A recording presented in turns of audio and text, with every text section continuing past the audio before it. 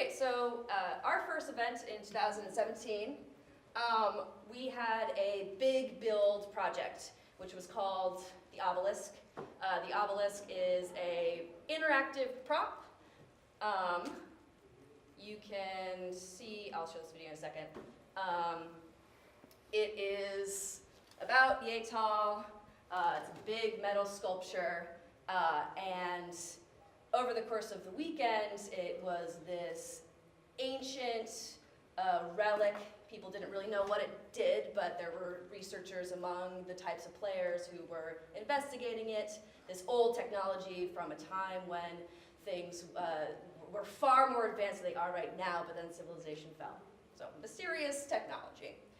And over the course of play, we had different puzzles and quests that people went on to find the code to open it. There was the giant obelisk, and there was a panel that you'll be able to see a little bit in this video, and when people figured out the code, they entered it in, and we had our great big ending scene. So this was a prop that had some technology in it that was used to seed plot in the game. It was plot relevant. The physicality of it was part of the way that we did plot. So this video, which I will full screen, is and then jump to the very end, is a researcher. Okay. Is a researcher speaking to everyone, saying that we are going to open this ancient device, and you can see that it's lit from the inside, and there is a panel or a podium right here that she put the code in. Oh, it doesn't look like anything's happening right now. Oh, color shift, big dramatic thing, lots of fun. And then the two doors slowly opened, and inside was the ancient AI played by Sadia, my co-owner, who was in a chair with their back facing and then slowly spun around. It was great. And then we had some conflict and combat around that. But this big build project, we had the flow idea for this thing, and we have our West Coast builder, Angelo Taylor, who built it. He's a burner, he's a sculptor, he likes to make a lot of things. And Sadia Bees designed the outside patterns on it. No, I just played you. I want to actually go to the next slide. So this was a prop. Why are you doing this to me? Okay. So this was a big prop that that we had. We built collaboratively with our builder. We had one of our other staff members, Maya, did a lot of the coding help to make the mechanism happen there. That is a picture of the AI inside of it.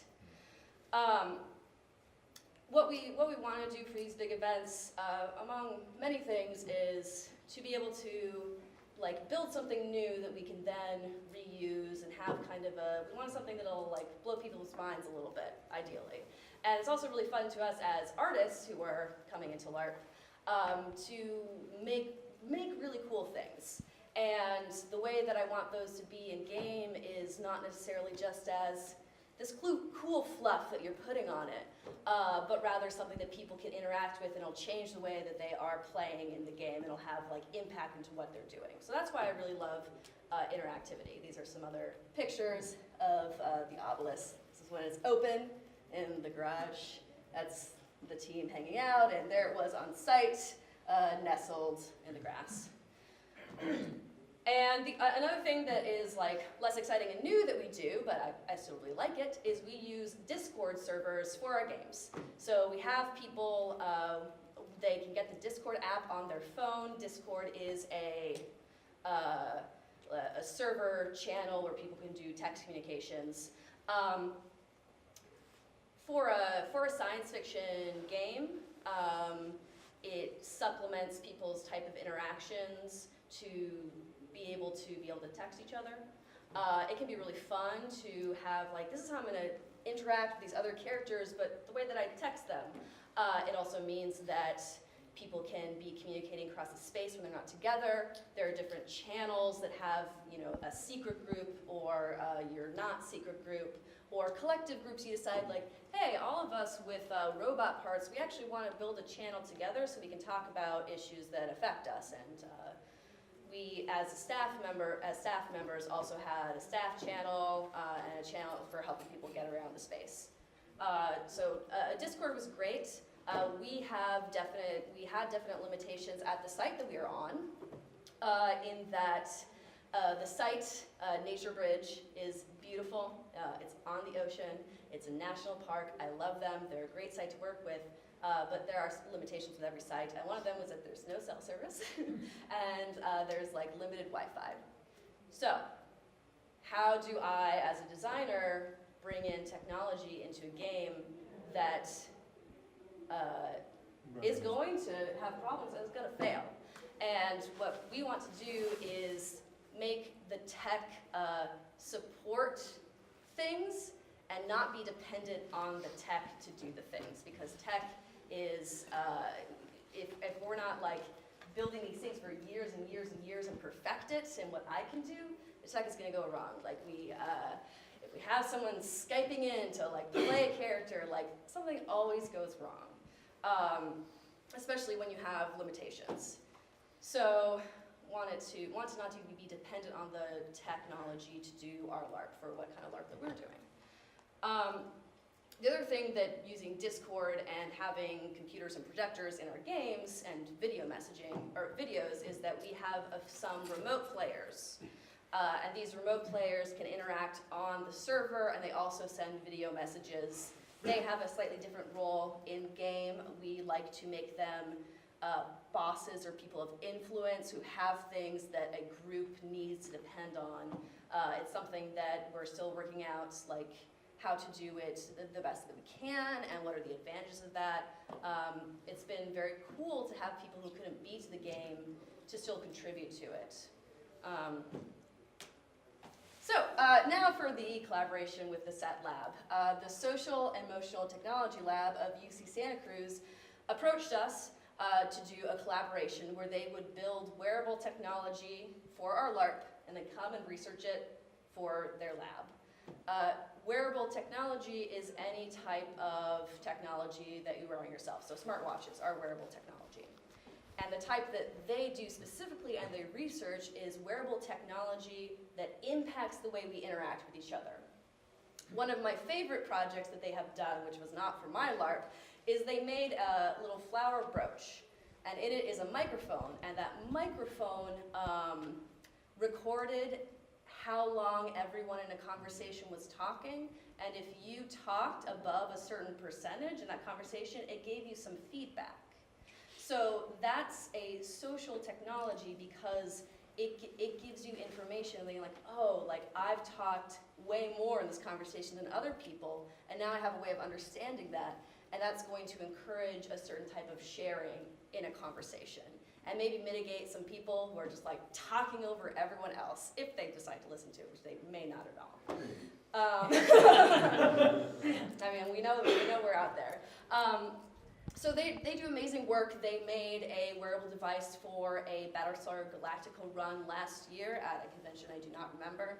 And they were really amazing to work with. As you can see here, they're in their lab coats on the left. They played in-game researchers who were researching the augments. Augments in fiction are any people who have like cybernetics. And here we have two augment players wearing the device on their shoulders. They wore GoPro cameras. I'm really excited to see the footage. And they were able to document and engage in the game. And I just think it's really cool as someone doing a sci-fi LARP and someone who cares about science fiction, to be able to bring in some real science to the game. So this is a prototype of the device with the lovely Maya Ziv, who is one of my staff members. As you can see, it's worn over the shoulder. There are lights that go up all around it. On the front, on one of the sides, there are some buttons. And on the other side, there is a squeeze thing. On the back, there is a panel that is touch sensitive. It's a touch sensitive fabric material. And there is 4 buttons for inputting a code into the device. So, what this device did, it was 4 augments.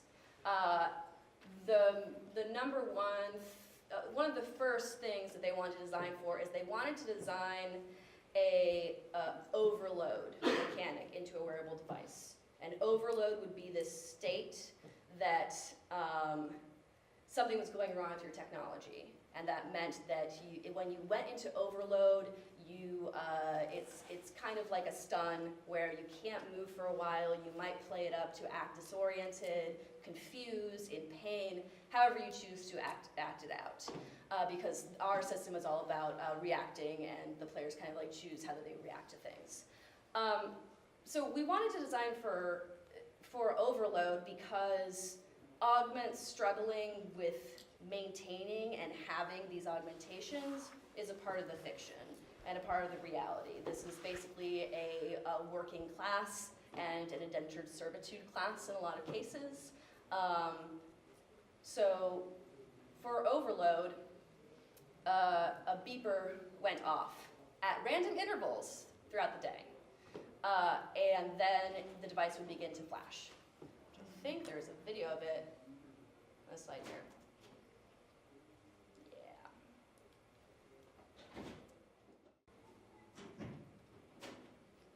And the overload would go away on its own after some time. We didn't want to design something that was going to be forcing players to leave the game. But we did want people to be able to have this like inconvenience thing. And yeah, colors change when you tap a thing. I'll talk a little bit about what different colors like signified in the game context. Oh, it didn't edit my video down. Well, I can actually skip ahead.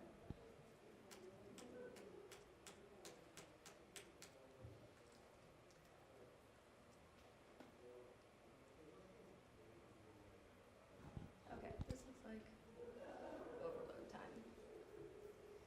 Oh yeah, the red means it's gone up in overload. So Maya knows to react in a certain way. She's describing the way that players will react to the lab. Is they don't know our entire system. And this is someone patting the back, and the rainbow lights go off, and this is going to soothe the overload.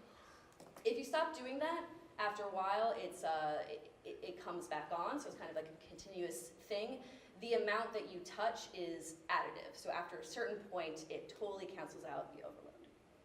And what we loved about this is it encouraged a type of physical intimacy within the players that they wouldn't necessarily have done otherwise.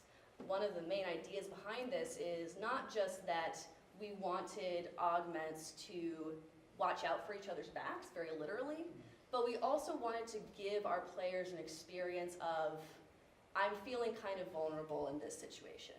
So this part of our body is, for most people, this is a vulnerable part of our body because this is the spine, this is the neck, this is by the head. So when people are touching you here, there is already kind of an emotional sense of what's going on. And this has a potential to make people feel comforted in a situation of distress for their character. And it'll also, I'm not sure because I haven't looked at all the research or done the research, I'm not going to, but I could imagine playing in this that people would have a slightly different relationship to physical comfort with other people since this has been introduced in this context. And that's something that the lab is going to be looking into and interested in studying.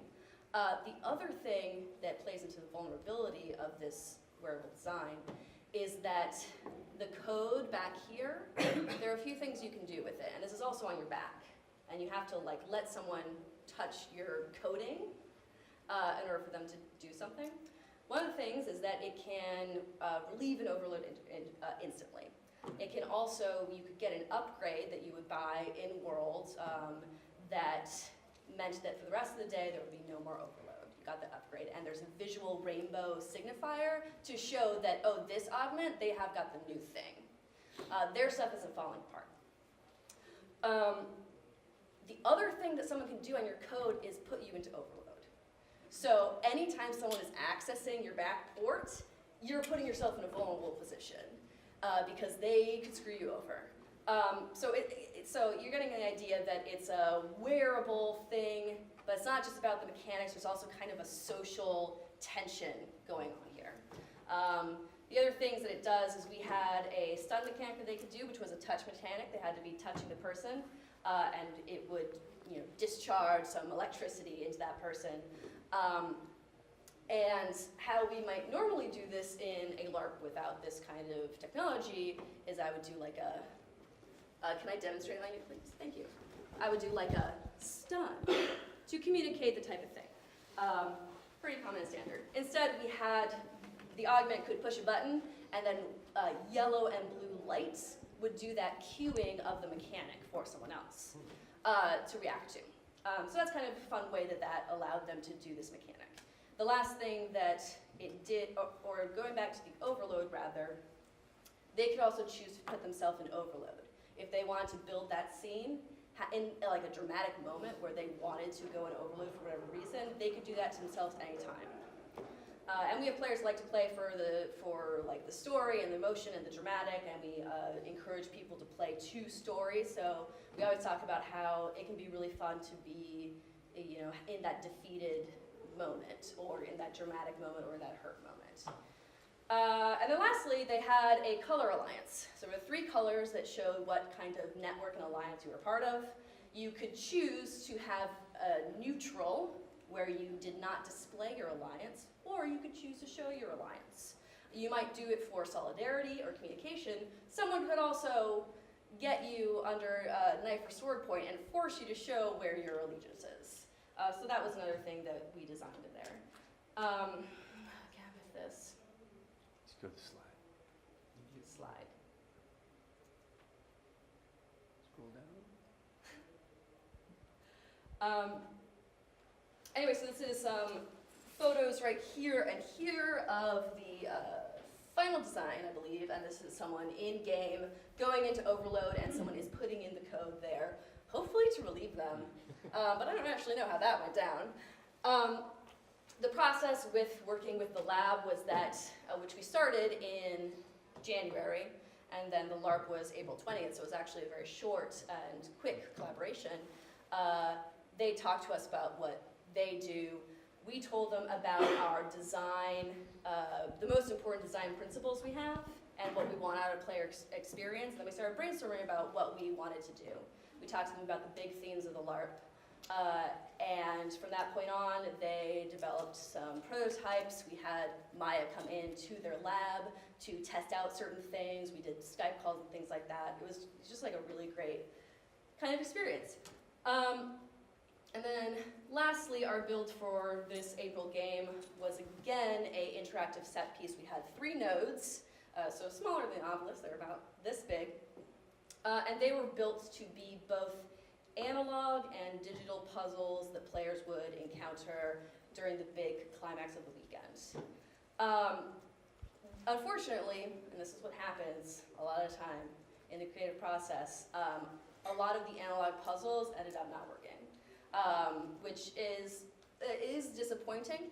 At the same time, the way that we put these into our game was such that even if certain things don't work, the game itself can run. So we had the video game portion here, and we lost some of the analog puzzles along the way, which is just a reality if you're bringing in any type of like technology or like big design stuff, is that actually anything in your game, things will fall apart and not happen how you want to, and I think it's just really important when you're bringing in stuff, especially shiny technology, is to be prepared and to acknowledge that these things kind of happen.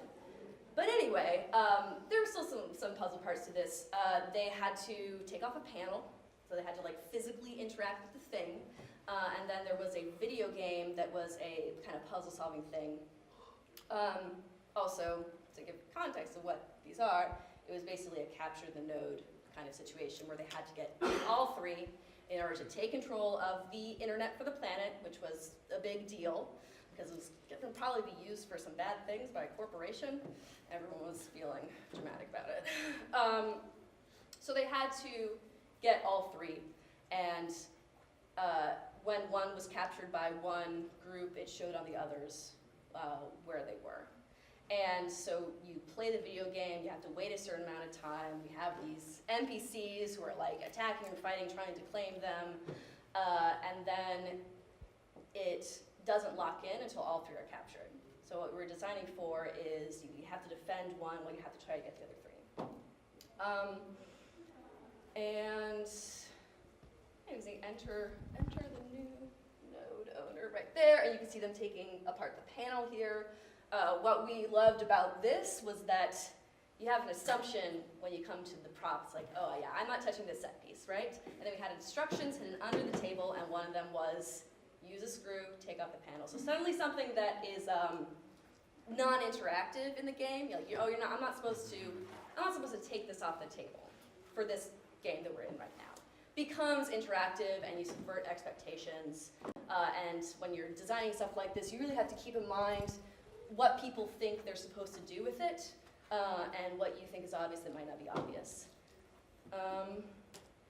Anyway, so just to wrap up, we care about science fiction, which is a lot of it is about the way that society and humans and humanity will be, could be with technology and with different things for the future. So one thing that we've always wanted to do, and hopefully can continue to do, is to collaborate with different people, especially people outside of Larp space, to find ways to bring in actual like sci-fi stuff that is happening right now, and for the fun of it, to see kind of what happens when we're making a social situation where now we have this kind of thing. I would love to be, a silly little dream of mine, but I would love to be sponsored by like color changing hair dye, or like heat sensitivity, like clothing that like shows different displays or something like that, which is just really kind of a fashion technology that is going to be becoming more popular, but it's still really cool. It would also be really great to be able to bring in artists and people on the edge, cutting edge of design for different things that maybe will be in our future or could be in a future that we imagine. So that's what I want to do.